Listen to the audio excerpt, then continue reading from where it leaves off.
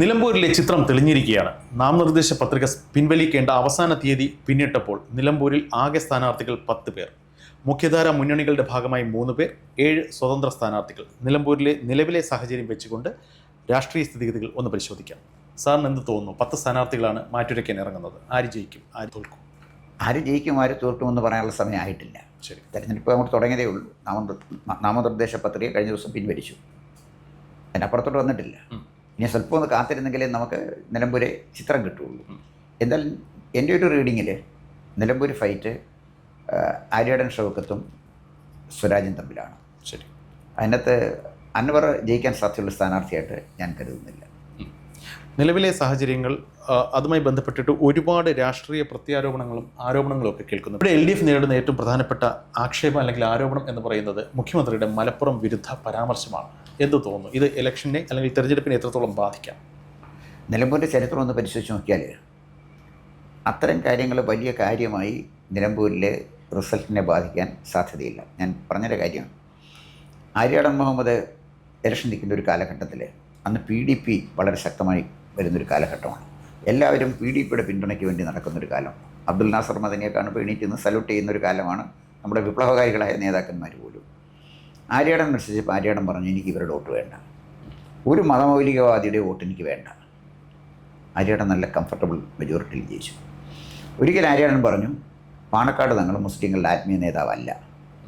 പാണക്കാട് തങ്ങൾക്കെതിരെ ഇത്തരം ഒരു പ്രസ്താവന ഇറക്കിയിട്ടുള്ള കേരളത്തിലെ ഏക രാഷ്ട്രീയ നേതാവ് ആര്യാടൻ മുഹമ്മദാണ്.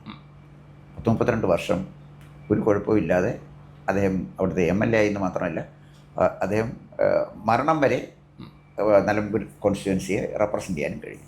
അതുകൊണ്ട് നിലമ്പൂർ അല്ലെങ്കിൽ മലപ്പുറം പരാമർശം എന്നൊക്കെ പറഞ്ഞ് വലിയൊരു വിവാദമാക്കി ഇലക്ഷൻ റിസൾട്ടിനെ പരിപൂർണമായി അങ്ങ് ബാധിക്കുമെന്ന് ഞാൻ കരുതുന്നില്ല. കാരണം അത് ഒരു ഗ്രൂപ്പ് ആളുകളെ മാത്രമേ അത് സ്വാധീനിക്കത്തുള്ളൂ.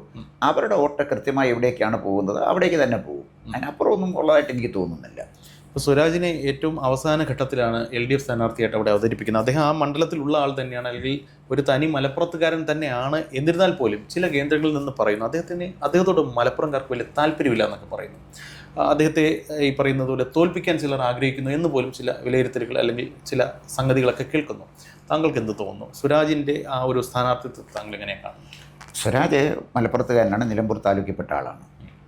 അദ്ദേഹം സ്കൂളിൽ അവിടെയാണ് പഠിച്ചത്. പിന്നെ കോളേജിലേക്ക് ആണ് ദൂരെ സ്ഥലത്ത് പോയി പഠിക്കുന്നത്. പിന്നെ സെറ്റിൽ ചെയ്യുന്നത് വേറെ സ്ഥലത്തുമാണ്. സ്വരാജിൻ്റെ ഒരു നേച്ചർ അനുസരിച്ച് സ്വരാജിൻ്റെ ഒരു ജനകീയ നേതാവാകാനുള്ള ഒരു ഇൻഗ്രീഡിയൻറ്റ് സ്വരാജിൻ്റെ പേഴ്സണാലിറ്റിയിലില്ല. അതിൻ്റെ പ്രധാനപ്പെട്ട കാരണം, സ്വരാജിന് ആളുകൾ ആഗ്രഹിക്കുന്ന പോലെ അല്ലെങ്കിൽ ആളുകൾ മനസ്സിലാക്കുന്നത് പോലെ കൃത്യമായി സംസാരിക്കാനുള്ളൊരു ഒരു പരിമിതി സ്വരാജിനുണ്ട്. സ്വരാജ് വളരെ താത്വിക ലോകത്താണ് നിൽക്കുന്നത്. ചെഗുവേരയുടെ ഒരു ലൈനിലാണ് സ്വരാജ് നിൽക്കുന്നത്. തീപ്പൊരിയാവാൻ ശ്രമിക്കുകയാണ്. അത് ആകെ തീപ്പൊരിയാകാൻ നനഞ്ഞ പടക്കമായിപ്പോയി. അതാണ് പ്രശ്നം. നനഞ്ഞ പടക്കമാകാൻ പോകുന്ന ഒരാൾക്ക് എങ്ങനെ തീപ്പൊരിയാകാൻ കഴിയുന്നത്? അതേസമയം സ്വരാജിൻ്റെ വേറെ ഒരു പ്രത്യേകതയുണ്ട്. സ്വരാജ് വളരെ മാന്യനാണ്. സ്വരാജിനെതിരെ എന്ത് പ്രകോപനം വന്നാലും സ്വരാജ് മാന്യത വിട്ട് അൺപാർലമെൻ്ററി ആയിട്ട് മറുപടി പറയാറില്ല. അതൊക്കെ സ്വരാജിൻ്റെ ഒരു പ്ലസ് പോയിൻ്റാണ്. പക്ഷെ അതുകൊണ്ടൊന്നും കാര്യമില്ല.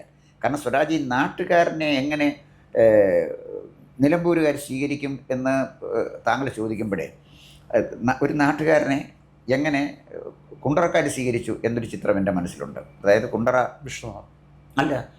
MLA ആയി ഇരുന്ന ആളാണ് MA ബേബി. അദ്ദേഹം 2014 പാർലമെൻറ്റിലേക്ക് മത്സരിക്കുകയാണ്. അദ്ദേഹം പ്രാക്കുളത്തുകാരനാണ്. അപ്പോൾ അത് പ്രാക്കുളം ചെഗുവേര എന്നാണ് പലരും അദ്ദേഹത്തിനെ ബഹുമാനപൂർവ്വം തമാശയായിട്ടൊക്കെ വിളിക്കുന്നത്. പിന്നെ എല്ലാത്തിനെയും അദ്ദേഹം വളരെ താത്വികമായി വിലയിരുത്തുന്ന ആളുമാണ്. കൊറോണയെ പോലും താത്വികമായിട്ട് വിലയിരുത്തിയ ഒരു വലിയ മനുഷ്യനാണ്. അപ്പോൾ ഇവിടെയുള്ള പ്രോബ്ലം, അദ്ദേഹം സാംസ്കാരിക നായകൻ. ഇതെല്ലാം ഉപരിയായിട്ട് ഈ കുണ്ടറ കോൺസ്റ്റിറ്റ്യുവൻസിയിലെ ലത്തീൻ കത്തോലിക്കർക്ക് അദ്ദേഹത്തിൻ്റെ ചർച്ചാണ് നല്ല സ്വാധീനമുള്ള മണ്ഡലം. അപ്പോൾ അങ്ങനെ ഒരു സ്ഥലത്താണ് അദ്ദേഹം പാർലമെൻറ്റിലേക്ക് മത്സരിക്കുന്നത്. ഈ കൊല്ലം അല്ല, പാർലമെൻറ്റിലേക്ക് മത്സരിച്ചു 2014. അന്ന് പ്രേമചന്ദ്രനാണ് അദ്ദേഹം മത്സരിക്കുന്നത്. കൊല്ലം മണ്ഡലത്തിൻ്റെ ഭാഗമായിട്ടുള്ള കുണ്ടറ. പറഞ്ഞു. അപ്പോൾ പാർലമെൻറ്റിൻ്റെ ഭാഗമാണ് ഞാൻ താങ്കൾ പറഞ്ഞ കുണ്ടറ. വോട്ടെണ്ണി വന്നപ്പോൾ ദയനീയമായൊരു പ്രശ്നം എന്ന് വെച്ചാൽ, പ്രേമേന്ദ്രൻ 50,000 വോട്ടിൻ്റെ ഭൂരിപക്ഷത്തിൽ ജയിച്ചു. അതവിടെ നിൽക്കട്ടെ. പ്രാക്കുളത്ത് സ്വന്തം ബൂത്തിൽ MA ബേബി പുറകിൽ പോയി എന്നുള്ളതാണ്. അപ്പം ബേബിയെപ്പോലൊരു സ്ഥാനാർത്ഥിയെ കൊല്ലത്ത് പാർലമെൻറ്റിലേക്ക് നിർത്തുമ്പോൾ കൃത്യമായി മാർക്സിസ്റ്റ് പാർട്ടിക്ക് ഒരു കണക്കൂട്ടലുണ്ടായിരുന്നു. അതനുസരിച്ചാണ് അദ്ദേഹത്തെ കൊല്ലത്ത് മത്സരിപ്പിക്കുന്നത് തന്നെ. പോളിറ്റ് ബ്യൂറോ മെമ്പറാണ്. അപ്പം ഈ വേവിയുടെ സ്ഥിതിയാണ് ഞാൻ ഈ പറഞ്ഞു വന്നത്.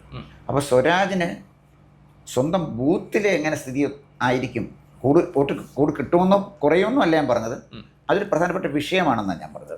അപ്പം സ്വരാജിന് ഒരു ഒരു ഒരു ഒരു ഒരു പേഴ്സണാലിറ്റിയെ, സ്വരാജ് എന്ന് പറയുന്ന രാഷ്ട്രീയ നേതാവിനെ സ്വന്തം നാട്ടിൽ അംഗീകരിക്കപ്പെടുന്നില്ലെങ്കിൽ അതെന്തായിരിക്കും സ്ഥിതി എന്ന് ആലോചിച്ച് നോക്കണം. മനസ്സിലായി. അതായത് ഇതിൽ താങ്കൾ പറഞ്ഞ വാദങ്ങൾ അംഗീകരിക്കപ്പെടും. മറ്റൊരു ചില ഒരു റീഡിങ് വരുന്നത്, ഇത് സ്വരാജിനെ അറിഞ്ഞുകൊണ്ട് കുരുതി കൊടുക്കാനായിട്ട് കൊണ്ട് നിർത്തിയത്, അതായത് പുതുപ്പള്ളിയിൽ സ്ഥിരമായിട്ട് ജയിക്കിനെ നിർത്തി അദ്ദേഹത്തിൻ്റെ രാഷ്ട്രീയ ഭാവി ഇല്ലാണ്ടാക്കി എന്ന് പറയുന്നത് പോലെ സ്വരാജിൻ്റെ രാഷ്ട്രീയ ഭാവി ഇതോടുകൂടി ഒരു തീരുമാനമാവും. കാരണം അദ്ദേഹം കഴിഞ്ഞ പ്രാവശ്യം തോറ്റതാണ്.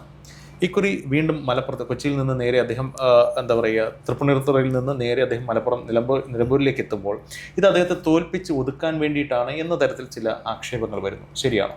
അതിനകത്ത് നിങ്ങളുടെ പശ്ചാത്തലമോ അതല്ലെങ്കിൽ സാഹചര്യങ്ങളോ അല്ല നിങ്ങളെ സൃഷ്ടിക്കുന്നത്, മറിച്ച് നിങ്ങളുടെ നിശ്ചയദാർഢ്യമാണ് എന്ന് ഗൗതമ ബുദ്ധൻ പറഞ്ഞിട്ടുണ്ട്. അപ്പോൾ ഏത് സാഹചര്യത്തിലും നിശ്ചയദാർഢ്യമുള്ളൊരു നേതാവിന് ജയിച്ചു വരാൻ പറ്റും. അത് നേതാവ് ജനിച്ചു വളർന്നു വന്ന പശ്ചാത്തലവും പ്രവർത്തിക്കുന്ന പാർട്ടി ഒരു പ്രധാനപ്പെട്ട ഘടകമായിരിക്കാം രാഷ്ട്രീയത്തിൽ. അപ്പോൾ ഇവിടെ സ്വരാജിന് നിശ്ചയദാർഢ്യം ഇല്ല എന്നല്ല ഞാൻ പറഞ്ഞത്. അദ്ദേഹത്തിൻ്റെ നിശ്ചയദാർഢ്യം നെഗറ്റീവാണ്. അദ്ദേഹത്തിൻ്റെ നിശ്ചയദാർഢ്യം നെഗറ്റീവാണെന്ന് പറയുമ്പോൾ അദ്ദേഹം CPM നേതാവ് എന്നുള്ള നിലയിൽ തന്നെ അദ്ദേഹം ഒരു എത്തിസ്റ്റാണല്ലോ, നിരീശ്വരവാദിയാണ്. അദ്ദേഹം ശബരിമല അയ്യപ്പൻ്റെ വിവാഹം തീരുമാനിക്കുകയും മാളികപ്പുറമുള്ള വിവാഹം തീരുമാനിക്കുക, അത് നടത്താൻ തന്നെ അദ്ദേഹം തീരുമാനിച്ചു. അതൊരു ചെറിയ കാര്യമല്ലല്ലോ. അപ്പോൾ അയ്യപ്പ ഭക്തന്മാർ ഇഷ്ടപ്പെടേണ്ട ഒരു കാര്യമാണല്ലോ ഒരു വിവാഹം നടത്തുന്ന ഒരു റോളിലെടുത്തത്. അത് കഴിഞ്ഞ് പിന്നെ ഒരിക്കൽ അദ്ദേഹത്തിൻ്റെ പ്രസംഗത്തിൽ പറഞ്ഞു ശിവനെയും പാർവതിയൊക്കെ തല്ലി ഓടിക്കണമെന്ന്. വേറെ സന്ദർഭത്തിൽ പറയുകയാണ്.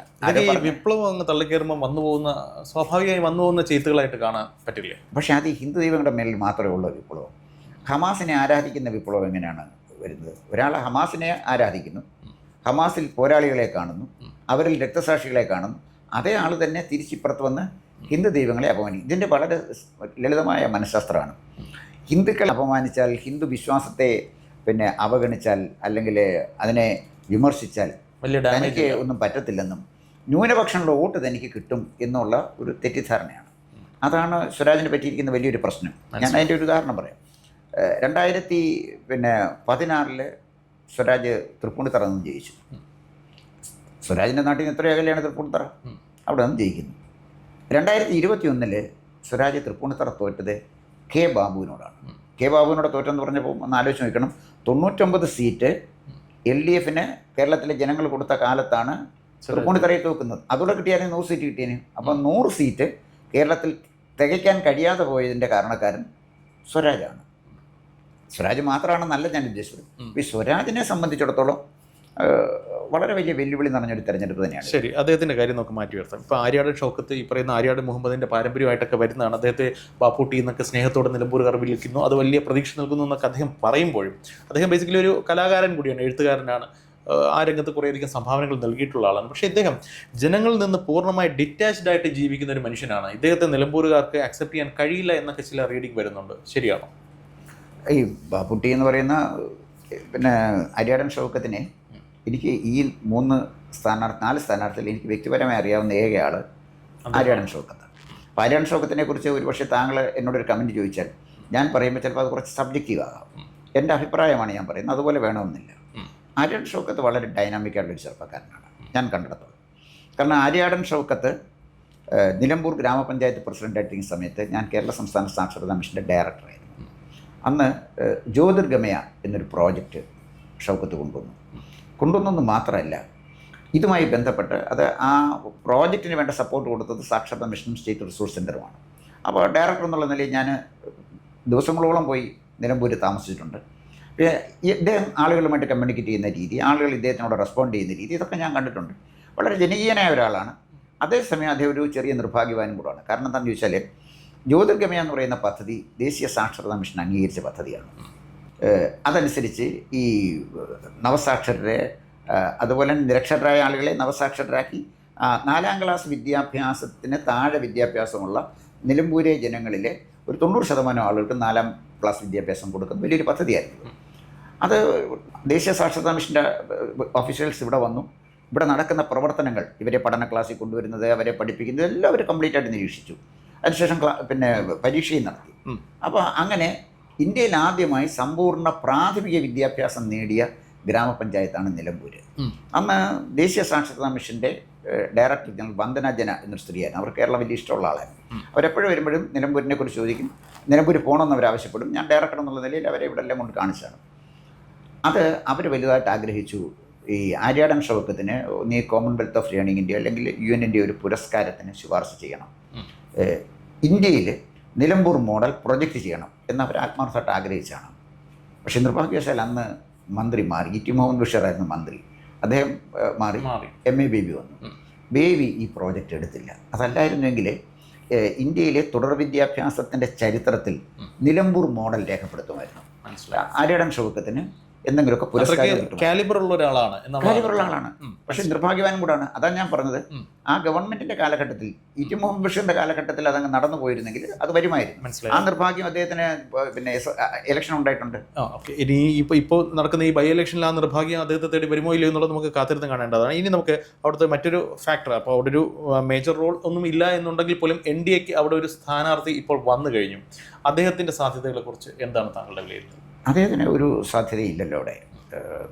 എന്നാലും ചെറിയ ഒരു നേരിയ പുരോഗതി എന്തേലും ഇപ്പോൾ ഈ പറയുന്ന വഖഫ് വിഷയം ഉൾപ്പെടെയുള്ള കാര്യങ്ങളൊക്കെ നിൽക്കുന്ന ഒരു സാഹചര്യത്തിൽ ക്രിസ്തീയ വിഭാഗത്തിൻ്റെ ഒരു കൺസോൾട്ടേഷൻ ഏതെങ്കിലും ഭാഗത്തേക്ക് പോവുകയാണെങ്കിൽ അത് അദ്ദേഹത്തിന്, അഡ്വക്കേറ്റ് മോഹൻ ജോർജ് എന്നാണ് അദ്ദേഹത്തിൻ്റെ പേര്, അദ്ദേഹത്തിന് എന്തെങ്കിലും തരത്തിലുള്ള ഒരു എഡ്ജ് ഉണ്ടാക്കാൻ സാധിക്കുമോ? അല്ല, അഡ്വക്കേറ്റ് മോഹൻ ജോർജിനെ ജയിക്കുമെന്ന് വിചാരിച്ചായിരിക്കത്തില്ലല്ലോ ഒരിക്കലും BJP നിർത്തിയിരിക്കുന്നത്. അദ്ദേഹത്തിൻ്റെ വോട്ടിംഗ് ശതമാനം വർദ്ധിപ്പിക്കാൻ ആണ് ഉദ്ദേശിച്ചിരിക്കുന്നത്.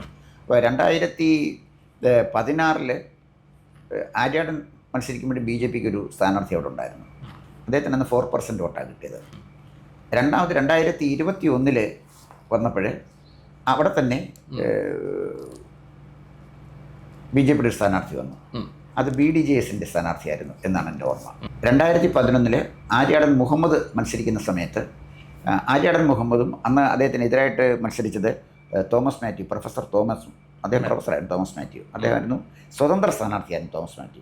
തോമസ് മാത്യുവിന് CPM പിന്തുണ കൊടുത്ത് നിർത്തുകയാണ് ചെയ്തത്. അപ്പോൾ അന്ന് അവരുടെ ഒരു CPM ധരിച്ചു വെച്ചിരുന്നത് ഈ മലയോര മേഖലയിലെ ക്രൈസ്തവ വോട്ട് സ്വതന്ത്ര സ്ഥാനാർത്ഥി എന്നുള്ള നിലയിൽ പ്രൊഫസർ തോമസ് മാത്യുവിനെ കിട്ടും, അങ്ങനെ CPM-ന് അവിടെ കടന്ന് കയറാമെന്നാണ്. പക്ഷെ തോറ്റുപോയി. നടന്നില്ല. ആര്യാടൻ മുഹമ്മദിന് 48% വോട്ട് കിട്ടി, അദ്ദേഹത്തിന് 44% കിട്ടിയുള്ളൂ. കംഫർട്ടബിൾ മെജോറിറ്റിയിൽ ആര്യാടൻ മുഹമ്മദ് ജയിച്ചു. അപ്പോൾ ജാതി മതം പറഞ്ഞൊന്നും അങ്ങനെ ക്രിസ്ത്യാനിയുടെ വോട്ട് വാങ്ങിക്കാൻ പറ്റില്ല. അപ്പോൾ അവിടെ ഇപ്പോൾ എന്നോട് ചോദിച്ചത് BJPയുടെ കാര്യമല്ലേ. അന്ന് BJPക്ക് അവിടെ സ്ഥാനാർത്ഥി ഉണ്ടായിരുന്നു. അദ്ദേഹത്തിന് 4% വോട്ടാണ് കിട്ടിയത് 2011. 2016 ആര്യാടൻ ഷൗക്കത്ത് ആദ്യം മത്സരിക്കുന്ന ഒരു തെരഞ്ഞെടുപ്പിലേക്ക് വന്നു. അന്ന് BJP സ്ഥാനാർത്ഥിയെ മാറ്റി. അവർ അതിന് പകരം BDJSൻ്റെ സ്ഥാനാർത്ഥിയെ കൊടുത്തു. അന്ന് BDJSൻ്റെ സ്ഥാനാർത്ഥി കിട്ടിയത് 8% വോട്ടാണ്. കൂടി 4% കൂടി 8%ആയി. അത് കഴിഞ്ഞ് വീണ്ടും 2021 തെരഞ്ഞെടുപ്പ് വന്നു. ആ തെരഞ്ഞെടുപ്പിൽ അൻവർ രണ്ടാമത് മത്സരിക്കുന്ന തെരഞ്ഞെടുപ്പ്. ആ തെരഞ്ഞെടുപ്പിൽ പിന്നെ സ്ഥാനാർത്ഥി BJPയുടെ സ്ഥാനാർത്ഥിയായിരുന്നു. വോട്ടിംഗ് ശതമാനം 4 കുറഞ്ഞു. അപ്പോൾ അതാ ഞാൻ പറഞ്ഞത്, അതിൻ്റെ ഒരു വേരിയേഷൻ വോട്ടിംഗ്, ഈ ചെറിയ തൂക്കുന്ന പാർട്ടി ആണെങ്കിൽ പോലും വോട്ടിംഗ് പെർസെൻറ്റേജിലുള്ള ഈ വേരിയേഷനോട് നമ്മളൊന്ന് പരിഗണിക്കണം. സുരേഷ് ഗോപി പറയുന്നത് തൃശ്ശൂരിലെ തൻ്റെ വിജയത്തിന് ശേഷം ആ ഒരു തരംഗം സംസ്ഥാനം ഒട്ടുക്ക് വ്യാപിക്കും, അത് ഇപ്രാവശ്യം ഉറപ്പായും നിലമ്പൂർ പ്രതിഫലിക്കുമെന്നാണ് അദ്ദേഹം പറഞ്ഞത്. അത് സംഭവിക്കാനുള്ള സാധ്യത തള്ളാനും പറ്റില്ല, തള്ളാതിരിക്കാനും പറ്റില്ല എന്നാണ് താങ്കൾ പറഞ്ഞു വയ്ക്കുന്നത്. അല്ല, അത് സുരേഷ് ഗോപിയുടെ വിജയം മാത്രമല്ല. സുരേഷ് ഗോപി തൃശ്ശൂർ ജയിച്ചതിൻ്റെ ഫലം കേരളത്തിൽ മുഴുവൻ എത്തിക്കുന്ന കാര്യത്തിൽ സുരേഷ് ഗോപി വിജയിച്ചോ എന്ന കാര്യത്തിൽ എനിക്ക് തർക്കമുണ്ട്. കാരണം സുരേഷ് ഗോപി ഈ പിന്നെ രാഷ്ട്രീയത്തെ കൈകാര്യം ചെയ്യുന്നു, അദ്ദേഹത്തിൻ്റെ സ്റ്റേറ്റ്മെൻറ്റ്സും പലപ്പോഴും അദ്ദേഹത്തിന് വിനയായിട്ട് മാറുന്നതാണ് ഞാൻ കണ്ടത്. അപ്പോൾ അദ്ദേഹം ജയിച്ചപ്പോഴുണ്ടായിരുന്നൊരു പോപ്പുലാരിറ്റി അതുപോലെ നിലനിർത്താൻ തൃശ്ശൂർ കഴിഞ്ഞിട്ടുണ്ടോ ഇല്ലയോ എന്നുള്ള കാര്യത്തിൽ എനിക്ക് സംശയമുണ്ട്. അതിനി പരിശോധിച്ച് നോക്കിയെങ്കിലേ അറിയാം. മനസ്സിലായി. നമുക്ക് ഇനി ഒരു കൺക്ലൂഷനിലേക്ക് വന്നു കഴിഞ്ഞാൽ, നിലമ്പൂരിൽ എന്തായാലും 23-ാം തീയതി പെട്ടി തുറക്കുമ്പോൾ ഒരാൾ ജയിക്കും. അയാൾ ജയിക്കും എന്നുള്ളത് ഉറപ്പാണ്. അതാരാണ് എന്നുള്ളതാണ് വിഷയം. താങ്കളുടെ ഒരു സബ്ജക്റ്റീവ് റീഡിങ്, നിലവിലെ സാഹചര്യങ്ങൾ വെച്ചുകൊണ്ട് താങ്കൾ സാധ്യത കൽപ്പിക്കുന്നത് ആർക്കാണ്? നിലവിലെ സാഹചര്യങ്ങൾ പരിശോധിക്കുമ്പോൾ ഞാൻ സാധ്യത കൽപ്പിക്കുന്നത് ആര്യാടൻ ഷൗക്കത്തിന് തന്നെയാണ്. ഉറപ്പാണ്. കൂടുതൽ വാർത്തകളും വിശേഷങ്ങളും നേരിട്ട് ലഭിക്കാൻ ജനങ്ങളിൽ നിന്ന് ജനങ്ങളിലേക്ക് ജനഭൂമി ന്യൂസ് സബ്സ്ക്രൈബ് ചെയ്യൂ. ബെൽ ബട്ടൺ അമർത്താനും മറക്കരുത്.